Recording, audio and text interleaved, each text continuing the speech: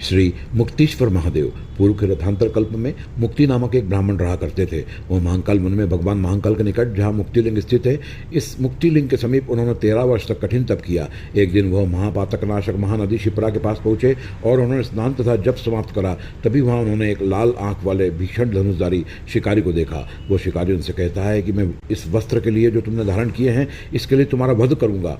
जब उन विप्र ने उस शिकारी का भयंकर वाक्य सुना तो वह श्री हरिनारायण का ध्यान करने लगे। तभी शिकारी को ब्राह्मण देव के अंदर भगवान नारायण के दर्शन होते हैं। वह अपना धनुष बाण वही धरती पर रख देता है और ब्राह्मण देव के सामने नतमस्तक हो जाता है। वह शिकारी ब्राह्मण से कहता है कि हे ब्रह्मदेव, मैं ब्रह्म हत्यारा हूँ, मैंने तो कई हत्या करी हैं। अब आपको देखने के बाद मुझे तप करने की इच्छा हो रही है, कृपया मुझे कुछ उपदेश दीजिए। उसके वाक्य सुनकर मुक्ति ब्राह्मण चुप रहे और उन्होंने कुछ भी नहीं बोला और वह शिप्रा नदी में स्नान करने लगे। उनको स्नान करता हुआ देखकर वो शिकारी भी उनके साथ स्नान करने लगा। फिर ब्रह्मदेव ने मुक्तेश्वर लिंग के दर्शन किए तो शिकारी ने भी उस लिंग के दर्शन किए और उसके दर्शन करते ही वह शिकारी तुरंत दिव्य शरीरधारी हो गया और उसी लिंग में लयभूत हो गया। यह देखकर वो मुक्ति ब्राह्मण सोचने लगे कि मैं इतना परम तप कर रहा हूँ और मैं मुक्ति लाभ नहीं कर पा रहा हूँ और यह पापी शिकारी समाधि रहित होकर भी मुक्ति पा गया। यह विचार करने के पश्चात वह ब्राह्मण जल में जाकर विपुल तप करने लगे। तभी एक प्यासा शिकारी वहाँ जल पीने के लिए आता है और वह ब्राह्मण देव को देखता है और वह उन्हें मारने का प्रयत्न करता है। तभी वह ब्राह्मण जोर से ओम नमो नारायण मंत्र का उच्चारण करते हैं। वह व्याघ्र इस मंत्र को सुनते ही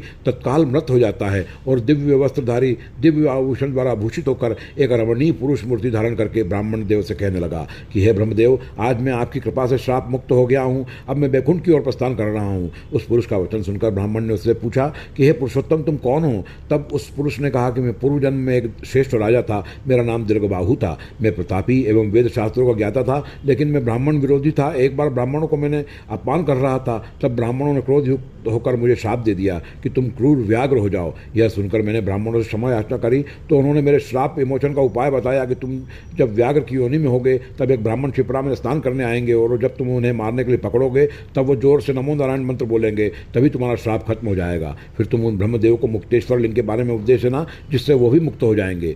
फिर वह राजा ब्राह्मण को मुक्तेश्वर लिंग का महात्म्य कहता है और दोनों उस लिंग के दर्शन करने पहुंचते हैं और जैसे ही वो दोनों उस मुक्तेश्वर लिंग के दर्शन करते हैं वह उसी में लीन हो जाते हैं। मुक्ति प्रदान करने वाला यह लिंग श्री मुक्तीश्वर महादेव के नाम से धरती पर प्रसिद्ध हुआ। जो व्यक्ति श्री मुक्तीश्वर महादेव के भक्तिभाव से पूजन अर्चन करते हैं वह पाप मुक्त होते हैं, वह परम गति लाभ करते हैं। मुक्तिदायक श्री मुक्तेश्वर के दर्शन करने से व्यक्ति को तप दान नियम का फल प्राप्त होता है। वर्तमान में यह लिंग उज्जैन के खत्रीबाड़ा में श्री सिद्धेश्वर महादेव के पीछे स्थित है।